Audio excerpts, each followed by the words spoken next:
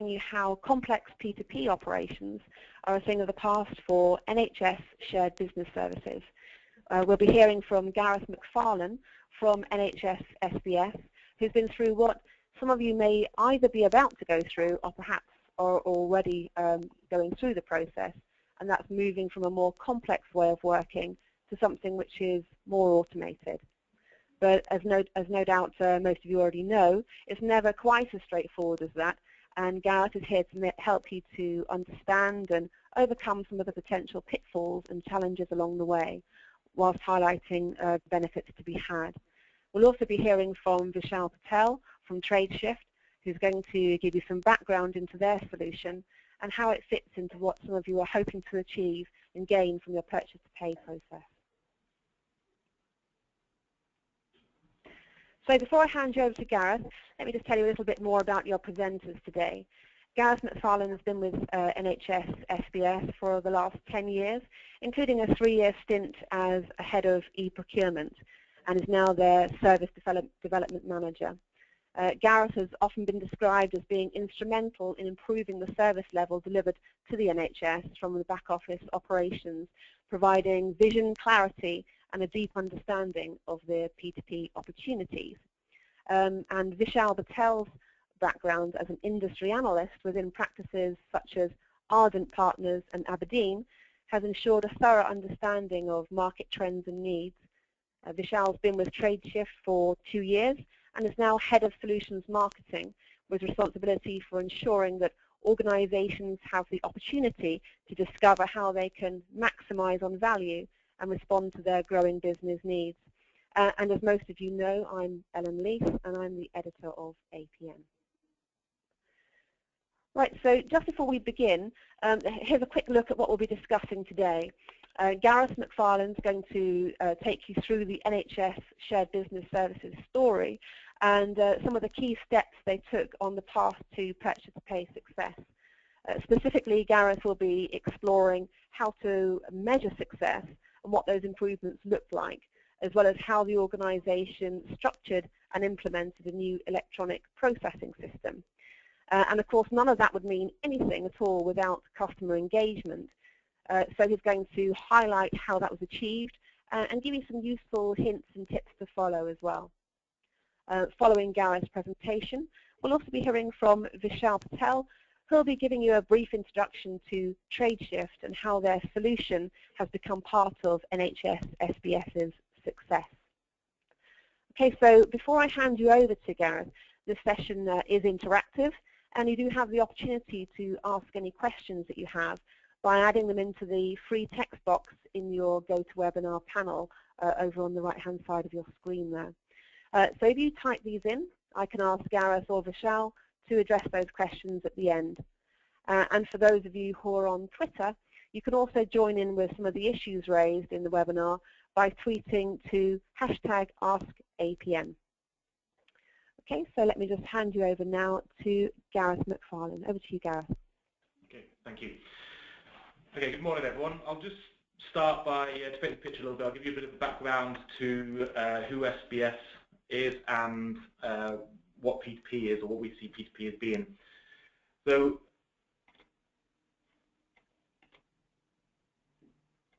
okay, we were formed in 2003 as NHS Shared Business Services to provide back office process services to the NHS. In 2005, we became a joint venture between the Department of Health and Sopra Steria. And the objective of that was to allow the service to use Sopra Steria's resource expertise, their technology expertise and offshore capability. But at the same time, by being part of the Department of Health, we maintain the cultural understanding of the NHS, we have NHS experienced people within the organisation, and we have the financial support from the Department of Health. Together, over the period we've been live, we've delivered over £224 million of savings back to the NHS, which goes back into frontline patient care.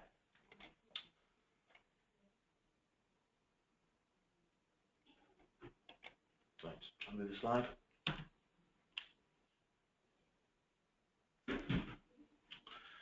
Okay, so our scope of services, we have four service streams: finance and accounting, procurement, employment services, and primary care services. And different NHS organisations take different services that all take all four. Our P2P function sits within finance and accounting. And just to give a bit of background of that service, we deliver the service to 100% of all commissioning organisations in the NHS, and currently have 73 of the provider organisations, and they're the organisations delivering the care to patients either through hospitals or partnership trusts or community care. For those organisations, we process over £170 billion of payments each year, and that consists of the actual commission, the actual payment being made to the hospitals for operations, through to the procurement of goods and services, or payments of GPs, just to name a few. In terms of scale, we process each year 7.2 million invoices, which, as mentioned, is £170 billion. The spend covers a wide range, including commissioning payments, GP payments, products for medical care, etc. And we have 250,000 suppliers exist within our supplier file. Set up on the system, we have 32,000 budget holders within the system, both approving invoices and requisitions. And we have a contact centre handling calls from suppliers and from our customers, which handles 570,000 emails and 290,000 calls each year to support the P2P process. In terms of the service we deliver to our clients in P2P, we first of all manage the processing of invoices for them. So paper invoices are sent into our post room. We batch the invoices, we scan them and verify those invoices, and we manage any returns for any invoices that can't be identified or have errors in them. We then also provide the invoicing solution through TradeShift to allow invoices to come in electronically and bypass the invoice scan and verification process. And once the invoices have been either scanned or imported, we process the invoices within Oracle, and we host the Oracle platform for our customers. The invoices are then managed through two streams. Either we manage it, if it's got a purchase order, we'll manage it through the three-way match workflow, and we'll match the invoice to the purchase order and support the client in any exceptions against that invoice, or we'll push the invoice down the non-purchase order route and using a rules engine route it through to the relevant budget holder for coding and approval. Once the invoices have been coded and approved, we then manage the payment of those invoices to the suppliers. So let's quickly talk about how we actually measure success or measure quality within P2P. So we have a wide range of measures, but the key ones we look at focus at time, cost, and quality. We have 4 time measures which look at the end-to-end process of invoice date through to scan date, and then individual stages or the key handoffs within the process: scan date to ready to pay to pay date, and invoice date to pay date. We then look at the cost per transaction, and in terms of cost and quality, we measure the cost, the contacts made per transaction to our service centres, and we measure the quality, so for each stage of the process, how much we get right first time.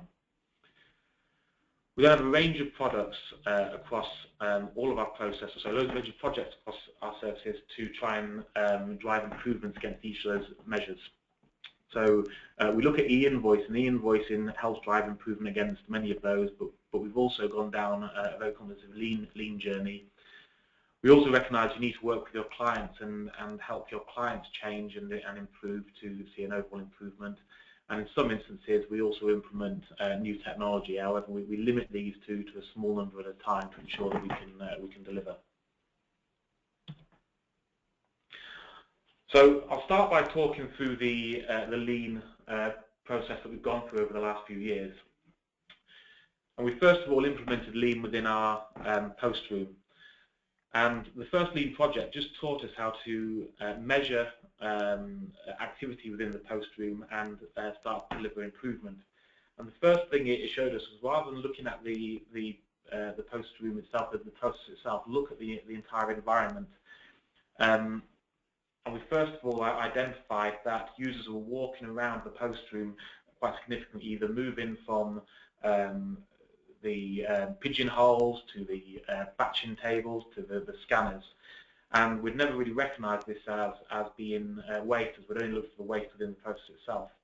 Lean taught us to highlight that waste, and we started measuring it, and quite quickly found that the cumulative time of people walking around the office was the equivalent of walking from our office in Leeds to London and back each year. So using the lean processes, we restacked the post room and looked at the flow to try and reduce the walk-in, and we managed to reduce the amount of time walking to the equivalent of walking to the end of our car park and back. Put that in context of saving, that alone saved us 800 hours in working time each year. It also taught us how to look at some other elements of the process and maybe think a little bit more outside of the box. So one issue we had was the amount of time it took to scan paper.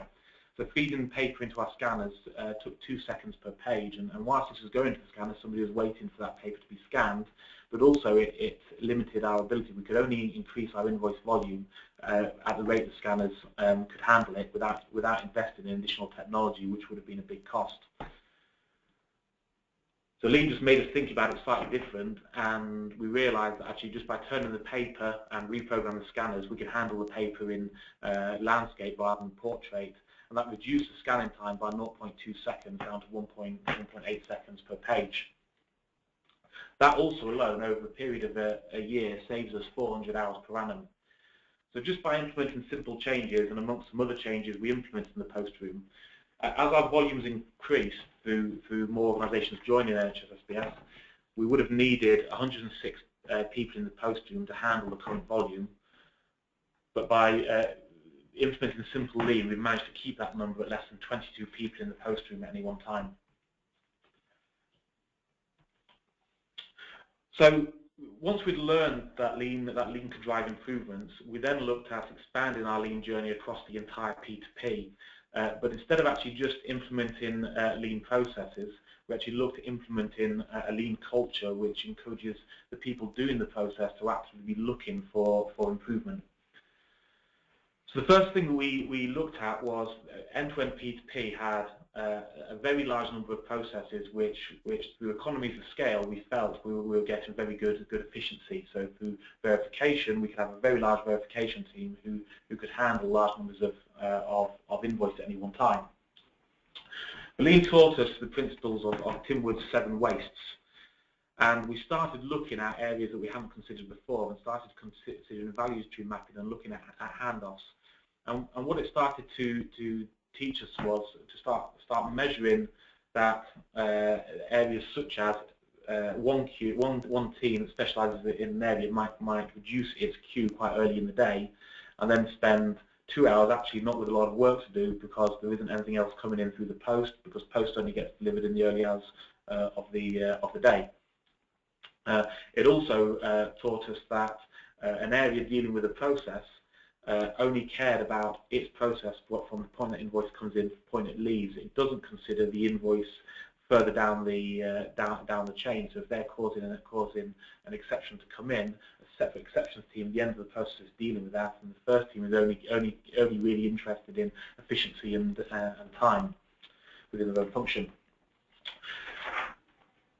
So really what Lean first of all showed us was we had a problem between our process and exceptions. So in the middle of it we had a number of process teams and a number of exceptions teams, and there were too many handoffs, and we weren't addressing the wastes.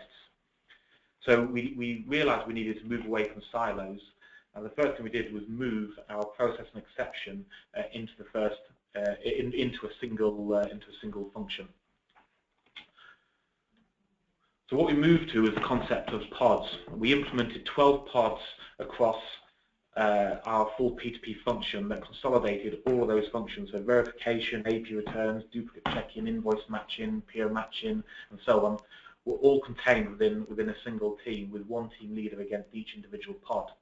We then allocated the organisations into those pods, so there'd be between 7 and 15 organisations within a pod, depending on scale. So it's a very simple concept. But what this meant is that we could multi-skill people within the pod to be able to do multiple tasks. So once the verification queue was cleared down in the morning, we could move those teams into the pure matching team, which now had a backlog of invoices because everything had come in through the early hours of the day. It also meant that the people doing the matching had an understanding of the verification process. So if something was going wrong in the verification process, which was causing a matching issue, they could work within the team to actually look for that improvement and set in motion the process to deliver a change.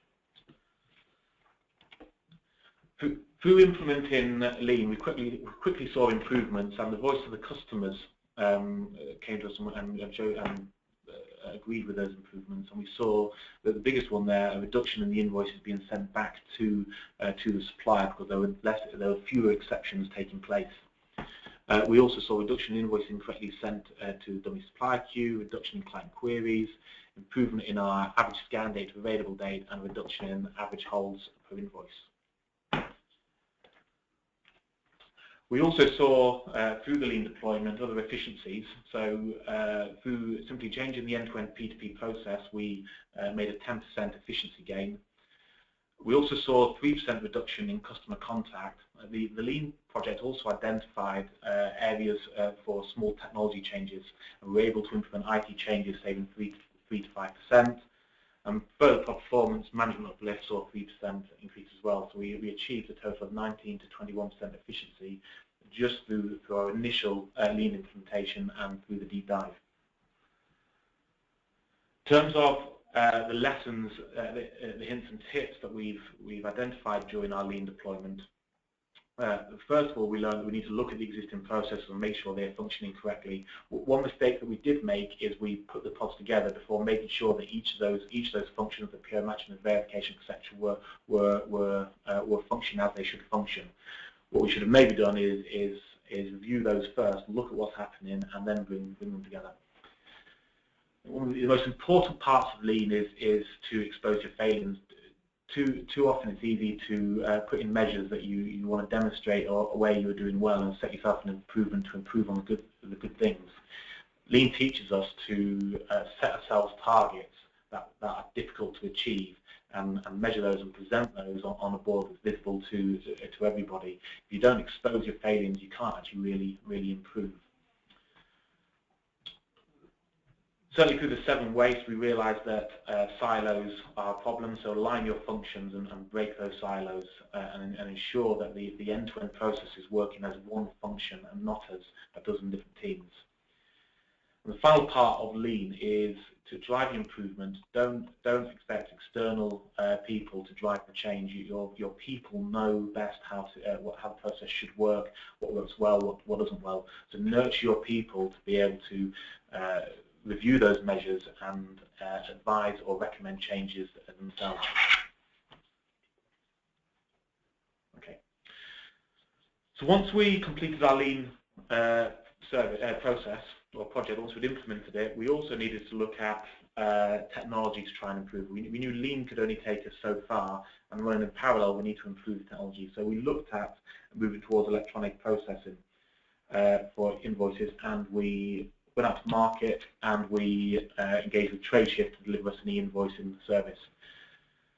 So TradeShift offers touchless processing of invoices, which not only just allowed the invoice data to come electronically, but provided pre-validation, status updates, and dashboards. So provided richer information to the supplier. Why we chose TradeShift was that it offered an open network that provides value. The most important part is it's free for suppliers. We felt that if we really want to get engagement from suppliers and get them to on board, they need incentives to do that. And if suppliers have to pay, they're not going to adopt at the rate that we would like them to adopt. TradeShift is a collaborative solution. It allows suppliers and buying organisations to communicate with each other and all their stakeholders. They offered us well, they presented that they had very good onboarding methodology, and they have the ability to add new processes, which is something we've learned seen in practice already. The benefits are that the supplier receives status updates. Now this helps the supplier and letting them know what is going on with their invoices, but actually also reduce the amount of contacts coming into our service centres as well. It prevents rejection or returned invoices because the invoice can be validated before the supplier even updates it. It reduces money for the supplier. The invoices are free to send. It improves prompt payment discounts, or allows prompt payment discounts, and it's compliant with PEPL as well, which I'll come to in a little bit. So once we implemented it, we saw improvements quite quickly, and for a couple of organisations, a couple of suppliers supplying to NHS Supply Chain and Reed Specialist Recruitment, we saw significant improvements between paper and using TradeShift. So for those measures we mentioned earlier on in the presentation, average invoice date to scan date reduced from 14.1 days to 3 days for NHS Supply Chain and 25.1 to 5 days for TradeShift. We also saw the scan date available in workflow reduced from 2.9 to 0 to supply chain and 2.6 to 1.6 for Reed. The measure in the middle then represents the end-to-end process, so we saw significant improvement of the invoices taken between 42 and 48 days down to between 13 and 20. Now we don't expect to get that value down to 0 because there's other factors that prevent the invoice being paid, such as cash flow issues or actually the invoices not being due for payment once they've got in, but certainly that's a significant improvement. In terms of the invoicing journey, we went live with TradeShift in 2013, but uptake was initially slow. A key factor in this was the quality of our data and the process to ensure that data stays good. As a lesson, we should have got the supplier data right from the beginning and got the process correct from the beginning, and that would have allowed us to hit our invoicing targets quicker. We'd also say that engagement with suppliers and clients was also important. We waited until we developed the solution before we told our organisations what we were doing, and it took time for them to adjust, them to start updating their contracts, or suppliers to start preparing for the change. So if we'd let our clients know sooner and our suppliers know sooner, I think we would have seen a steep uptake. In terms of the milestones, so in January 2013 we began the development, and we received our first invoice in September 2013. By August 2014 we had hit a target of a total of 50,000 invoices on the system, and this is when we first started to see the uptake, when in September we then engaged with GHX, who are one of the large technology providers for a number of key suppliers in the NHS. At this point, our volume started to go up at a much faster rate, and by May this year, we were receiving 30,000 invoices per month for 2,000 suppliers, and we're hoping for this month to achieve 50,000 invoices a month. In terms of the next timescales, we're now looking at actually how we engage electronically through PEPL. So PEPL is a European Commission initiative that is being mandated within the NHS. PEPL helps suppliers and buyers of both small and large technology capable organisations to exchange data electronically for purchase orders and invoices. It's an important step for public sector organisations and a key stepping stone in the industry achieving 100% electronic data exchange.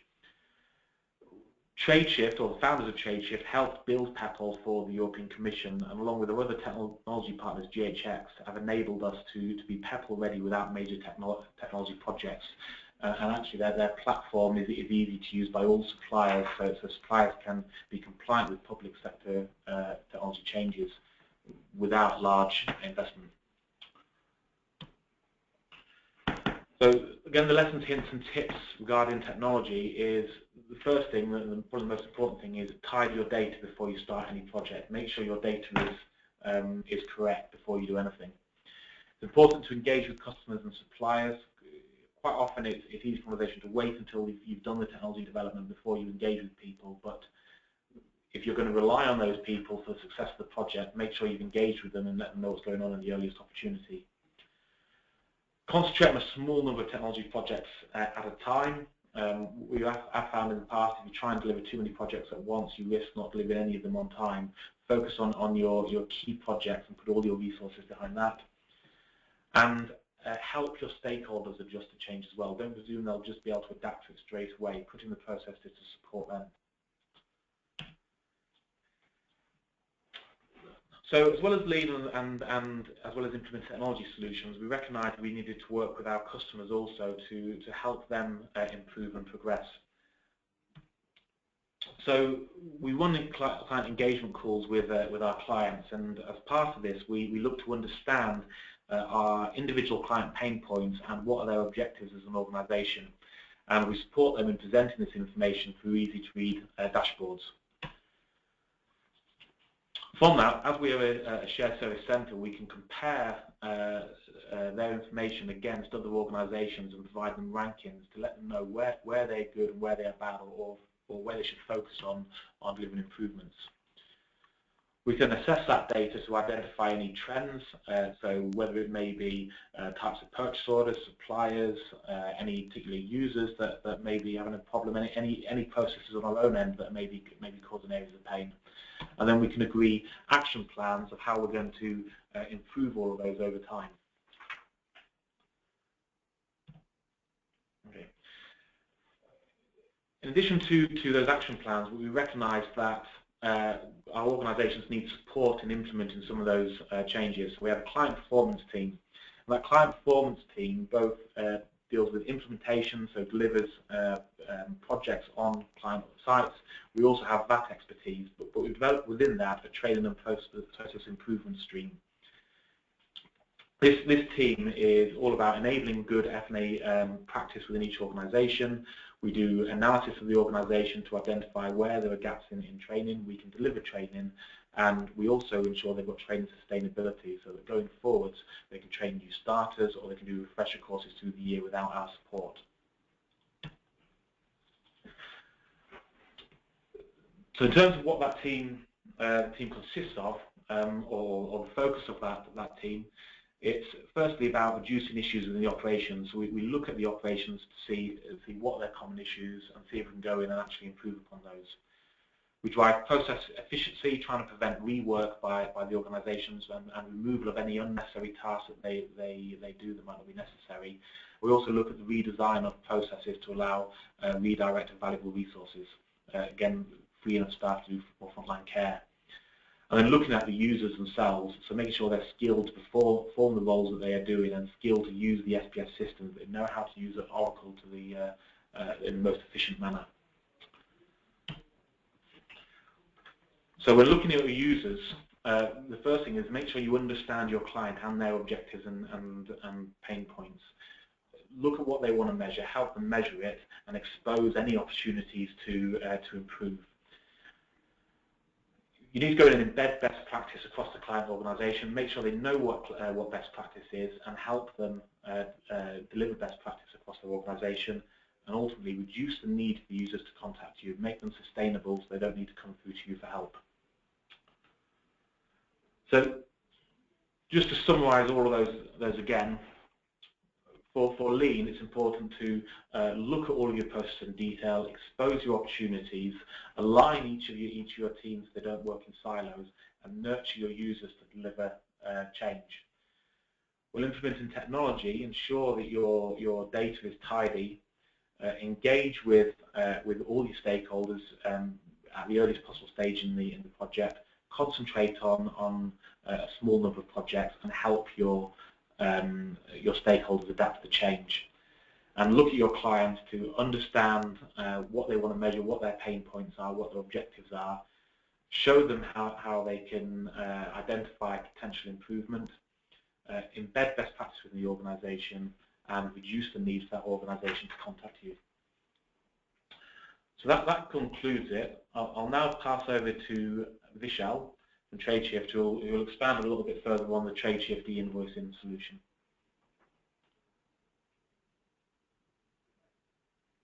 Thank you, Gareth, and thanks for sharing that story. It's really a great success story for us here at TradeShift, and great to hear some of the details and next actions that you're planning to take as well. Thank you everyone for joining today, and as Ellen mentioned earlier, so my name is Vishal Patel. I'm head of solutions marketing at TradeShift, and I just wanted to spend the last couple of minutes providing a short overview of TradeShift for those who don't really know much about TradeShift. So on the next slide, you'll see that at a very high level, TradeShift is a cloud-based supplier collaboration platform connecting buyers, suppliers, and all of their processes in one network. Now, when you think about all the interactions with your suppliers, many of which Gareth covered, it can range from the various procurement processes to accounts payable processes, and of course all the communications, interactions, and documents that are part of those. And just like with the NHS, we help businesses transform the way they work with their suppliers. So from a P2P perspective, one of the things we truly excel at is supplier onboarding, and we really feel that this is what makes or breaks a procure-to-pay initiative. And our aim is to onboard all your suppliers, not just 15 or 20%, but all your suppliers.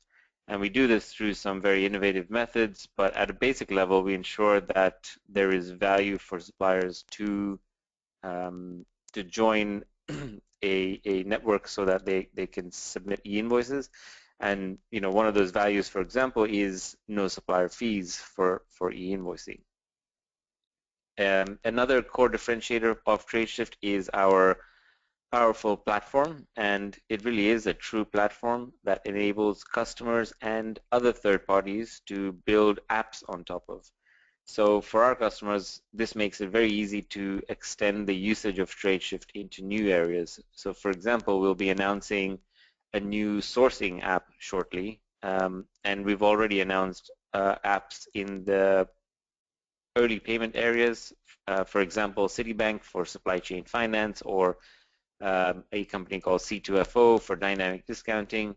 But what this shows is the ability for other best-of-breed providers to come and build applications on TradeShift, and what that does is make it easier for our customers to have a fully integrated suite of applications, as opposed to going out and having to cobble together various applications on their own. And lastly, our various solutions also aim to help customers manage more of their spend. So whether it's direct, indirect, or services spend, we offer capabilities to manage all of that. So on the next slide, you'll see an overview of the different solution areas that we cover. So just at a very high level, accounts payable automation, of course, a lot of what Gareth talked about. This includes the full AP process, from e-invoicing and handling paper and PDFs to approval workflow, coding, two-way, three-way matching, straight-through processing, and so on. So, a really full accounts payable automation solution. Working capital solutions, which is primarily focused on the ability to capture early payments, early payment discounts, and this is done via the capabilities of dynamic discounting and supply chain finance. E-procurement. Now, this is actually a newer solution area, and what we're aiming to do is really is reduce the complexity of the buying process here for both procurement, requisitioners, and also suppliers that are providing those products and services that you are buying. So whether it's from catalogs or online sources, having access to accurate product information, the purpose here is really to increase spend visibility for procurement and make it a collaborative process between buyers, suppliers, and requisitioners. Now, what I would say here is just watch for more on this at the end of the month. The next area is supplier management. This really is a supplier lifecycle management capability, and it includes the ability to manage supplier information, and it actually enables the supplier to own their own information and make updates to it, which takes away a huge workload from the buyer. This offering also includes capabilities around monitoring supplier compliance and risk, as well as supplier performance. So the last area is apps, and I already talked a little bit about it, but this really is a truly unique capability to TradeShift and allows for a completely new level of flexibility and extensibility. If you think about custom apps that you or our other customers have built and are continuing to build, usage of the third-party apps which extend capabilities and automate new processes. It really is a differentiating piece of the TradeShift platform. But that's all I had in terms of the TradeShift overview. I will hand it back to Ellen to take any questions and close out. Okay, thanks very much for that. Well, both Gareth and you, Vishal, a really informative webinar, which I'm sure all of you listening to will have found it really informative as well. We have had a number of questions. The first one, which I think I can put to you, Gareth, is somebody wanting to know whether you could share any perspectives from your suppliers. How has it been received, and is it a platform that they like using? Is it do they see value in the initiative, both the initiative itself and also by using TradeShift? Yeah, certainly. So we received positive feedback from a number of suppliers who have told us that they like using the TradeShift solution and recognise the benefits of sending invoices electronically to NHS SBS via TradeShift. The two examples I mentioned earlier, Reed and NHS Supply Chain, both advocated the function. We also have case studies which have been posted by suppliers such as Care UK and Aresco, and these are available on the TradeShift website, which we can share the link for. Okay, thanks, Gareth. Also, a question which is probably for you, Vishal. Someone's asking whether whether there's a report available whereby they could identify the suppliers signed up for the TradeShift platform. Is that something which you are able to do? Vishal? Yes, sorry, yes, absolutely. We can certainly do that and share information around this. Super. Okay, thank you. And also back to you, Gareth. Do you have any plans to automate the remainder of the P2P process? Yeah, in the long term, we would like to automate as much as possible as it supports improving quality, time and cost. However, it's important to take on a manageable number of automation projects at a time, more important to deliver them in a logical order. Longer-term projects are dependent on us hitting good invoicing volumes, so electronic invoicing acts as an enabler for process automation. If we automate the beginning or the end of the process and then move along the value stream step by step, this ensures a clean flow. So automating processes in silos leads to new exception processes being required between each handoff point between the automated process and the manual process. And the extra work here in this handoff often offsets the saving the project delivers. So automate invoicing will enable automation of invoice verification, which will enable automation of PO matching and so on and so on. So really our next automation project is everyone's really hitting our e-invoice onboarding targets through TradeShift. Okay, thanks, guys.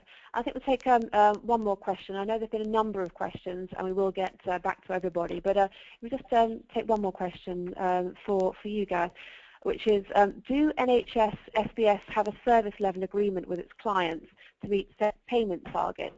NHS Scotland have an obligation to pay all their suppliers within 10 days.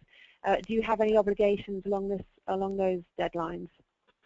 No, we don't have any obligations along those lines. We do have a number of targets regarding invoice turnaround time, which are contractual, but we don't look at those targets, which I think apply to small and medium enterprises mainly. Some of the NHS organisations do have those obligations themselves, and we provide the support to them to try and help them achieve those targets, which these types of projects work towards. But in terms of us having that service agreement contraction, no, we don't. Okay, thank you. But of course, going through this process, it speeds it up anyway, doesn't it? So that it's you're able to meet those kind of deadlines. Okay, great. So there have been some questions asking for the slides. Yes, they will be available afterwards. And if anyone's got any further questions, then please let me know, and I'll endeavour to get those answers back to you. And as I said, there have been some other questions online today, but I can certainly get those back to you afterwards. But thanks very much for coming on board today, and thanks again to both Gareth and Vishal. Please look out for our next webinar on the 15th of October, where I hope you can join us. But thanks once again for joining us this morning. Enjoy the rest of your day. Thank you.